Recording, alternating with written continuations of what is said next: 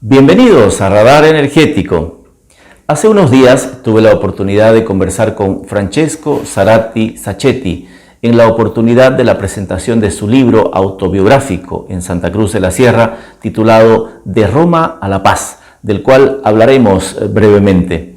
Sin embargo, en su faceta de analista desde hace más de 20 años como científico y dedicado al sector hidrocarburos y energía, quisimos conocer sus perspectivas acerca de la energía, de la transición energética, de los combustibles fósiles, de cómo está Bolivia en este campo, cómo está Bolivia en el campo del gas natural, del desarrollo de energías alternativas, etc. Estas son las perspectivas de Francesco Zarati al respecto. Los invitamos a disfrutar esta entrevista los próximos 15 minutos. Francesco Zarati, bienvenido a Radar Energético. Un placer estar acá y poder aportar con algo de mi experiencia. Francesco, usted ha presentado su libro titulado De Roma a la Paz. ¿Entre Roma y La Paz hay un abismo o hay un espacio muy estrecho? Hay una gran distancia geográfica y una gran distancia, si quieren, tecnológica, de desarrollo tecnológico, pero también es el mismo mundo, la misma gente. Muchos de los problemas, aunque en diferente dimensión, son iguales. Lo que pasa que acá son más agudos, entonces requieren de mayor apoyo, mayor esfuerzo, mayor servicio. ¿Qué es principalmente o quién es principalmente Francesco Zarati? ¿Un aventurero, un caminante de la vida, un físico, un profesional? ¿Cómo podría definirse? Sí, no, aventurero no. Siempre he sido una persona muy prudente para tomar decisiones, pero es una mezcla, ¿no?, de humanista, de científico, de espiritual. Es lo que soy, lo que he recibido en mis genes y lo que he construido a través de la red que he tejido de amistades, de formadores, de interrelaciones, de países, de gente de todo el mundo que de alguna manera han forjado algunos rasgos de mi carácter. Como parte de esos rasgos, termina usted en el área de energía, de hidrocarburos, haciendo análisis, incluso siendo autoridad en el país. ¿Cómo llega a ese escenario? Por la ciencia, ¿no? Era un periodo en que me interesó la energía del hidrógeno, que hoy otra vez está de moda, y parecía a fines de los 90 que Bolivia tenía reservas casi infinitas de gas y poca posibilidad de comercializarla. Había el proyecto del LNG a California, México, pero tenía demasiadas dificultades para hacer un proyecto rápido. Y empezó a surgir en ese momento la posibilidad de transformar el gas en hidrógeno. El hidrógeno es el combustible de las estrellas, es el combustible más natural que hay, combustible del sol, digamos.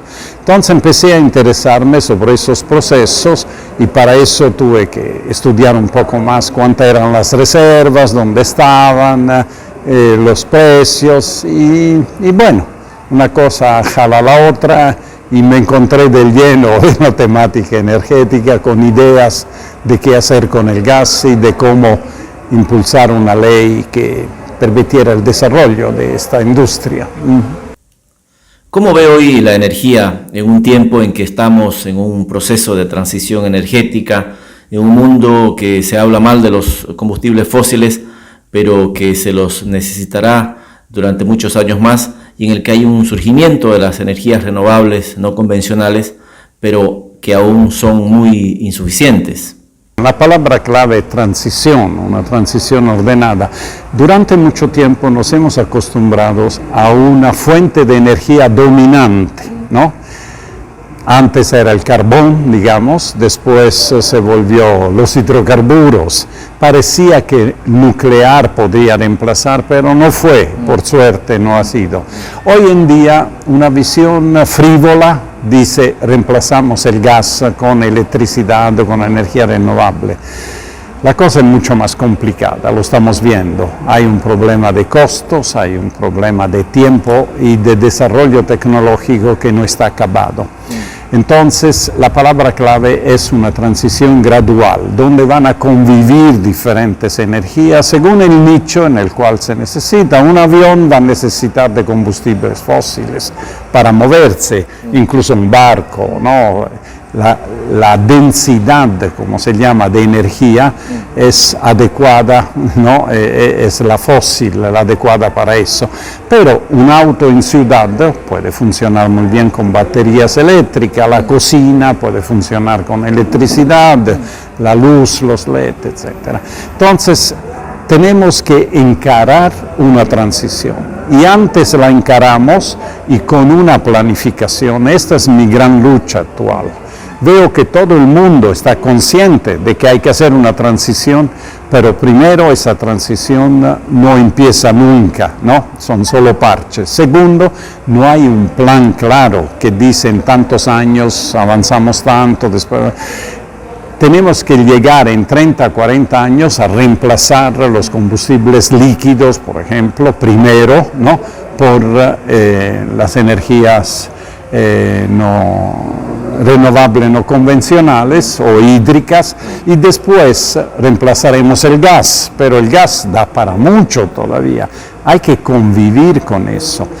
Hay realidad distinta, hay países que no tienen sol, ¿qué hacen? Que están lejos, qué sé yo, un país como el sur de Chile o el sur de Argentina no tienen, ¿no? Capacidad de tener energía solar fotovoltaica en cantidades suficientes porque el sol no tiene, la radiación no tiene intensidad. Entonces, en ese caso, tienen que buscar otra solución. Ahí tienen recursos hídricos, por ejemplo, en el sur, a través de eso. Cada país, cada región tiene que buscar, pero en una dirección única. La dirección es única, ¿no? Pero los caminos son diferentes. A veces no se puede ir en línea recta. ¿Cómo ve a Bolivia en ese sentido? Bolivia está atrasada. A mi criterio, estamos entrando a una crisis profunda del gas. No es un misterio que las grandes empresas que manejaron los campos de gas, si pudieran, se van mañana. No pueden porque tienen que cerrar esos campos. Han perdido la esperanza de encontrar más megacampos, más gas, y sobre todo han perdido la confianza en el país para poder hacer exploración.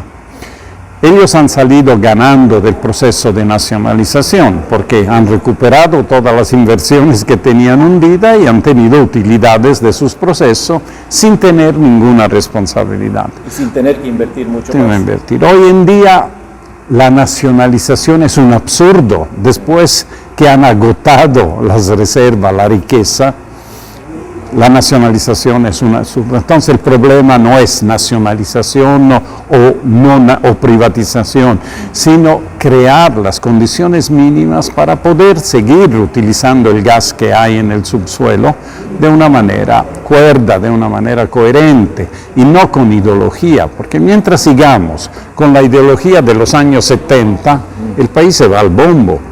Pero esa ideología gobierna hoy, Francesco. Gobierna hoy, pero ya sin fe, ¿no? Es grave cuando se pierde la fe. Sí. Es decir, siguen esa religión, pero no le tienen fe. Van a sus celebraciones, pero sin fe, buscando alternativa. Lo malo es que, un poco al amparo de una euforia socialista, nacionalizadora, han hecho una constitución que es una bola de plomo al pie para cualquier gobierno, no solo para gobiernos liberales como ellos imaginaban, también para gobiernos, llamámoslo así, avanzados, progresistas. Entonces, más difícil para ellos poder cambiar lo que han predicado que era la verdad, ¿no? Era la palabra. ¿Qué debería hacerse en estos casos? ¿Ser pragmáticos, por ejemplo? Hay que ser realista. Por ejemplo, no podemos pretender de exigir de las empresas en Bolivia más de lo que exigen los países de la región. Porque ¿para qué debe? Bolivia tiene muchas dificultades, entonces deberíamos estar nosotros ofreciendo más. Es como dos universidades, una con mucho prestigio donde los alumnos van por defecto y otra que se está creando, entonces necesita dar beca, dar cosas, sé que tenemos esto, tenemos el otro. Así estamos nosotros. Hemos perdido demasiado tiempo. Hemos tenido inversiones, sin duda, pero para monetizar lo que había sido descubierto, no para crear nueva riqueza. Y en la minería estamos lo mismo, porque las minas se agotan. San Cristóbal es un ejemplo de una empresa que se va para no cerrar la mina, porque cerrar una mina o cerrar un campo es un dolor de cabeza. En ese marco, si estamos mal en el área de hidrocarburos, ¿la respuesta será las energías alternativas? Bueno, tenemos fósiles por bastante años y todo depende de cuánto producimos y de cuánto exportamos. Claro. Estamos en un dilema, necesitamos exportar para tener dinero, hacer funcionar el Estado, pero al mismo tiempo necesitamos ahorrar para poder prolongar el uso del gas mientras hacemos la transición. ¿Cuál es el problema? El problema es que derrochamos mucho gas en el país con las termoeléctricas. La electricidad podemos producirlas con hidro y con fuentes no convencionales, pero seguimos produciendo con gas. Si este gas fuera a la planta de urea, cuando los precios de la urea son altos, bueno, si fuera a la exportación cuando los precios son altos, eso ayuda incluso a hacer la transición, financia la transición. Pero no se entiende que cada año que pasa es un año perdido para poder actuar en ese sentido. El ingeniero Carlos Miranda, en su última entrevista con Radar Energético, antes de su lamentable fallecimiento, decía que deberíamos dejar de exportar gas porque nos vamos a quedar sin gas los bolivianos. ¿Llegaremos a eso? Yo diría que hay pasos previos. Tenemos que empezar a evitar de derrochar. Hay dos campos en que derrochamos, ¿no? Uno son las termoeléctricas que he nombrado y otros son nichos donde podemos utilizar, por ejemplo, la electromovilidad. ¿Por qué utilizar diésel, utilizar gasolina si podemos utilizar autos eléctricos en las ciudades? Entonces haremos planes para acelerar eso, planes agresivos, con créditos, con cosas, es decir, si uno ve que el problema es grave, se necesitan soluciones heroicas. Y estas soluciones heroicas, si no las tomas hoy, mañana son súper heroicas, son mucho más dolorosas. Esto es lo que no se entiende, me parece, de parte del gobierno. Han empezado a entender que las termoeléctricas de ciclo abierto, las que son menos eficientes, que gastan más gas, bueno, estas ya le han cortado el gas, la van cerrando. Pero quedan las ciclo combinado. Estas ciclo combinado también tienen que cerrarse en un cierto número de años mientras son reemplazadas por las hidroeléctricas y las no convencionales.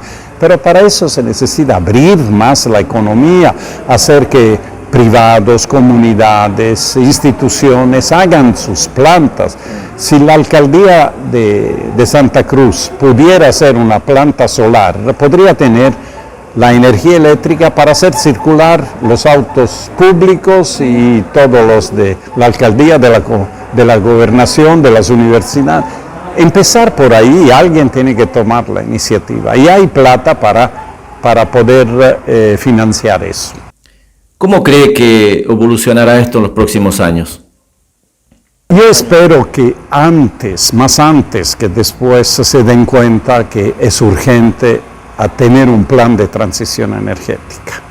Nosotros en septiembre del año pasado empezamos un trabajo que hemos presentado en febrero, que es la hoja de ruta del plan de transición energética. Se le hemos ofrecido gratis al gobierno, ni siquiera han tenido que pagar ellos, lo ha pagado Naciones Unidas para poder decir estos son los pasos que hay que hacer para un plan. Además, un plan que tiene que ser consensuado porque hay medidas que son duras, son difíciles, y la gente tiene que convencerse, hay que sufrir un poco. Sí, hay que seducir a la gente con estas ideas. Y una vez que entiendan que no es tanto algo idealista, que el cambio climático, que la temperatura del planeta, para Bolivia el tema es económico, nos vamos a quedar sin gases, y lo que importamos de gasolina y diésel ya es demasiado respecto a lo que nos ingresa. ¿Con qué vamos a pagar eso? Muchas gracias por estar en Radar Energético. Un placer.